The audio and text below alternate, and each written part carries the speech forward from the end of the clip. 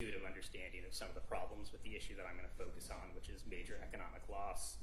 We're not waiving any other issues we've raised in our brief. We stand on our briefing as to that, but I did intend to focus our argument on the major economic loss problem today.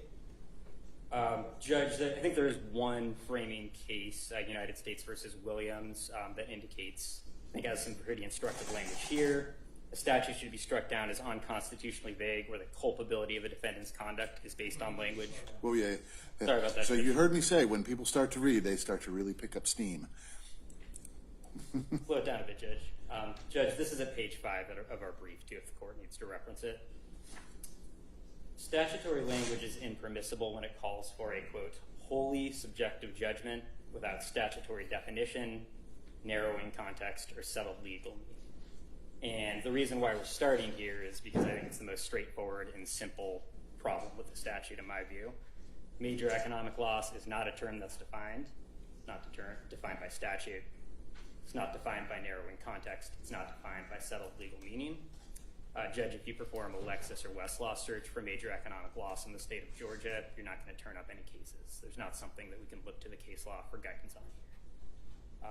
As a result, Your Honor, both on its face and as applied to Mr. Carroll and his co-defendants, this is not a statute that provides fair warning that specific conduct is prohibited or sufficient specificity so as to not encourage arbitrary and discriminatory enforcement, because nobody can really tell you what it means to be major. I do want to focus the court's attention on two specific controlling authorities that we think are virtually dispositive of this issue. They're both cited in the brief. I do have copies if the court wants physical copies to review. Okay. So first, Judge, is the Johnson case. State versus Johnson, I should be clear. There's a federal Johnson case, too. That's the case cited at pages 12 to 13 of the brief, 270 GA 111. It's a 1998 Georgia Supreme Court case. There, the defendant brought a challenge to a statute that required a driver who's involved in a highway accident to move their vehicle unless the accident involved injury, death, or, quote, extensive property damage. And that was the prong that was at issue in the Johnson case. The court rejected the statute, said extensive means different things to different people. So too with major economic loss, Judge. These are synonyms, extensive and major. So the court in Johnson says that defining extensive involves answering a series of questions. Does the term depend on the extent of physical damage to a vehicle? If so, what percentage? What type of damage? Does this depend on the cost of repair? If so, how much cost is needed to make the repair, the damage extensive? And because reasonable people are going to differ in their answers to these questions, the Georgia Supreme Court struck down the statute, finds it unconstitutionally vague. And we really, Judge, we have a similar set of questions here. Some of them are laid out in our brief. I'm not going to repeat those here, but there's some more questions that aren't answered. First, and this goes to Your Honor's point earlier, what's the initial reference point for determining whether an economic loss is major? We could be talking about the city of Atlanta. It's got a $2.5 billion budget. Maybe it's the state of Georgia. That's got a $36 billion a year budget. And then once we take that unknown and undefined reference point into account, how do we go from there and determine whether the loss is major? Is it a percentage of the annual budget? Is it some other metric? And more fundamentally, Judge, how do we even think about how to answer these questions? What's the guidance on that? Here, exactly as in Johnson, reasonable people are going to differ in their approach, and the statute is not providing us with any answers. And the answers are not for the court, Mr. Fowler, and myself to speculate on. I do want to quote a little bit, try and keep it slow, Judge, but it's from a case cited in our brief. It's the United States versus Davis case. It's a 2019 Supreme Court case. There was written at the beginning of the opinion, in our constitutional order, a vague law is no law at all. And vague laws hand off the legislature's responsibility for defining criminal behavior to unelected prosecutors and judges. When Congress passes a vague law, the role of the courts under our Constitution is not to fashion a new, clearer law to take its place, but to take the law's nullity and invite Congress to try again. So it's a separation of powers problem issue, Judge, not just a fair notice problem. The second authority, Judge, that we think really compels dismissal in this case is the Cohen Grocery case. That's a 1921 Supreme Court case. That's also cited at pages 12 to 11 of the brief. It's a century-plus old precedent, but it's actually been explicitly reaffirmed recently.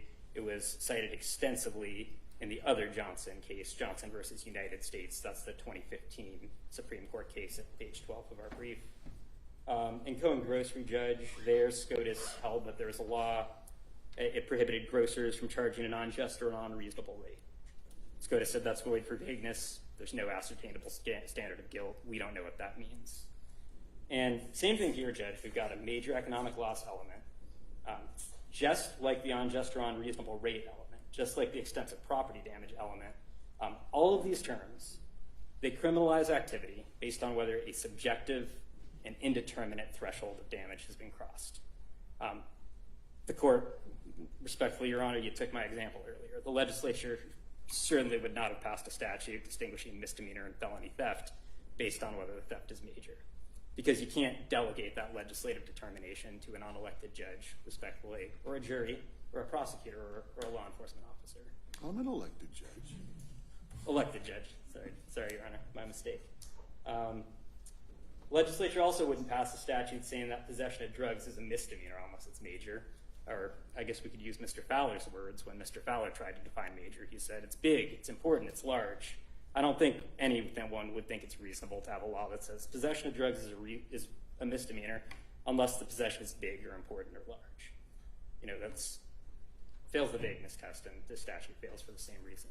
And unless Your Honor has questions at this time, I'd sit down. Nope. I'm not going to waste the court's time. The court's already heard the argument on this, and so if the court has any questions, I'm happy to answer them, but we already kind of went down the vagueness. Sounded like the same argument to me, and I don't mean to disrespect Mr. Sidney when I say it sounds like the same argument. I don't think my tone was good when I said that.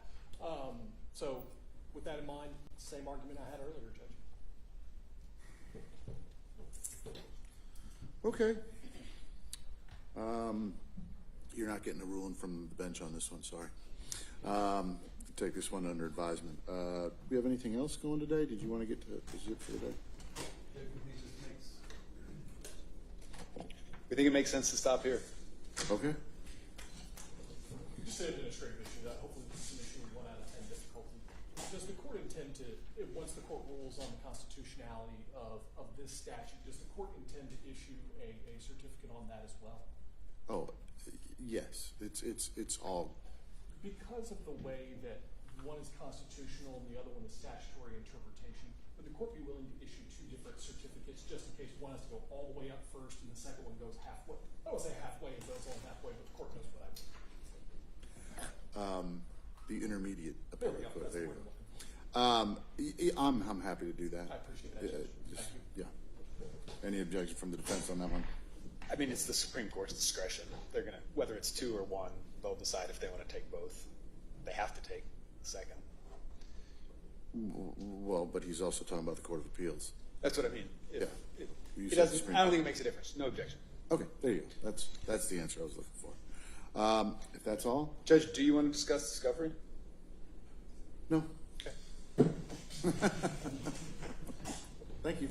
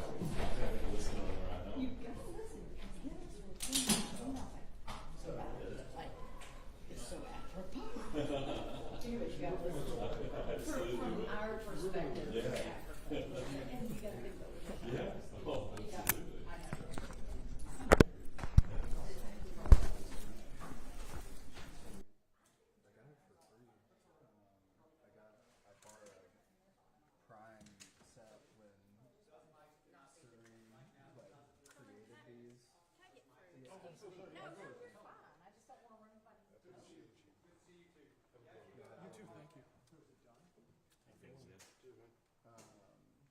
Yeah, I bought like a crime set from them, and it was like their first crime set. Yeah. And I got in on like an Indiegogo campaign for it. So when I got the 3 crimes, they also just sent me this Zoom like as part of the reward structure. Yeah. So what's gonna happen next with this shit?